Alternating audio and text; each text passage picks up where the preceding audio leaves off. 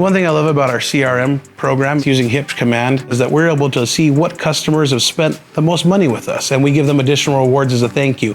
We'll usually go through every 3 months and see who our top spenders are. We'll send out an email saying, hey, thank you for being a valuable and loyal customer. Here's some additional credit to your account. And we're able to run promotions and provide rewards to customers where our nearest competitors are not. They're trying to be the cheapest, where we want to incentivize and reward our customers and thank them for coming in and show our appreciation to them.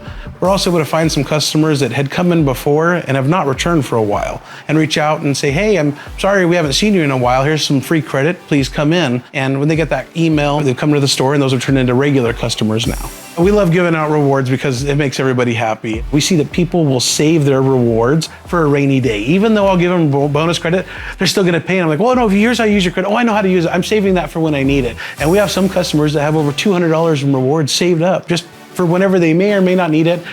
I think it's one of the best systems around.